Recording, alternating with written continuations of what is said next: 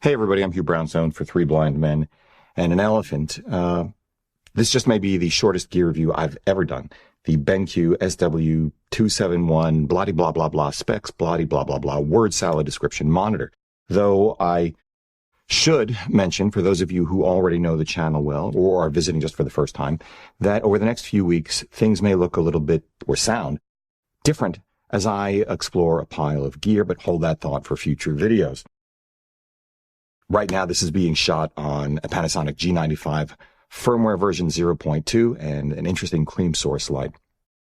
Anyway, this video is going to be so short because all you need to know, for me anyway, since Hardware Canucks actually has already done an excellent, much deeper technical dive into it than I could or ever would, so I'll put a link into the show notes down below, is the model number and my takeaway, which is this.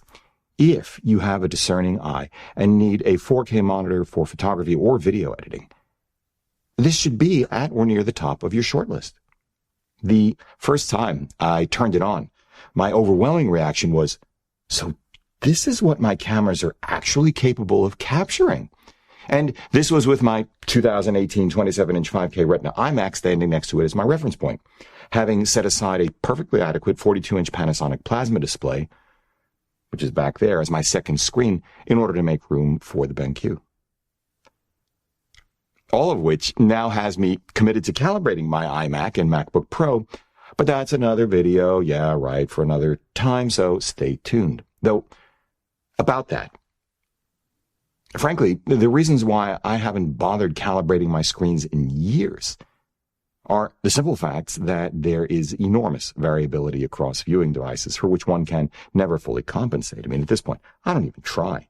And it's just one more process, one more piece of gear that would demand my attention in this modern world of ours, doing its best to distract us all into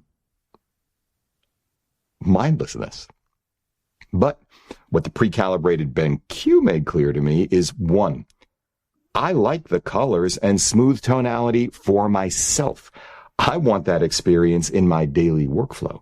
And two, I'm thinking I may be able to reduce my headache count by tuning my iMac to replicate what I'm seeing on the BenQ. Lately, it feels like I've been frying my retinas.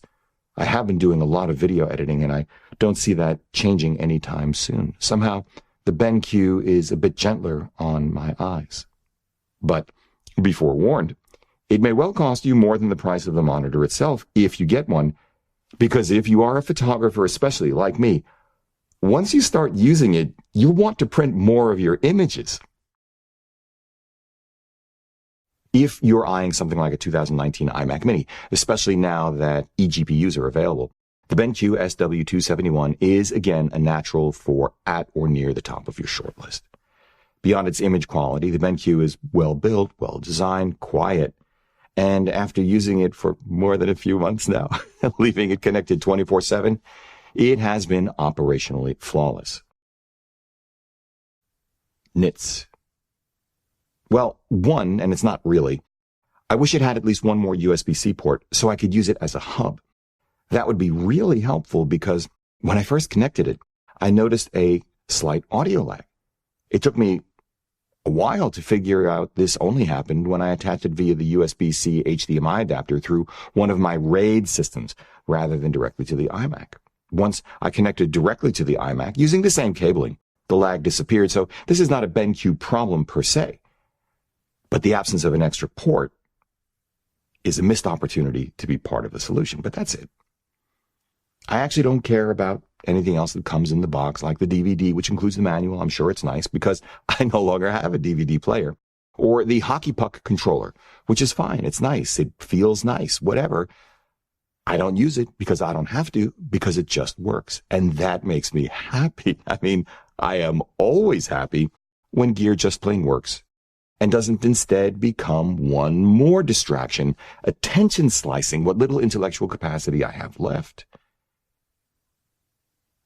At $1,100, it ain't cheap, but it seems fair to me, so you should check it out.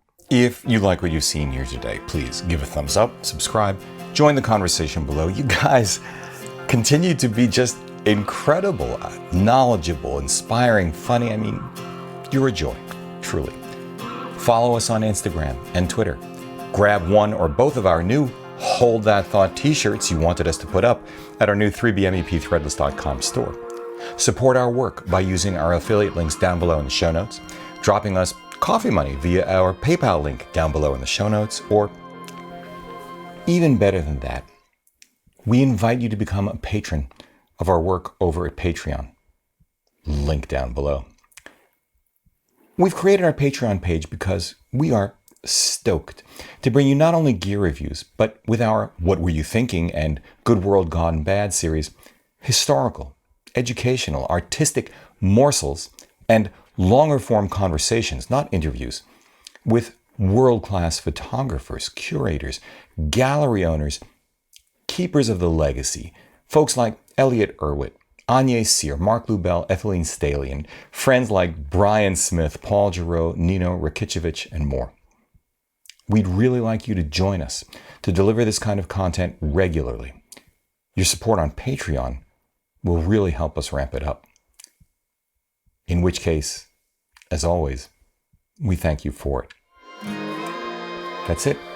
For Three Blind Men and an Elephant, I'm Hugh Brownstone. See you next time.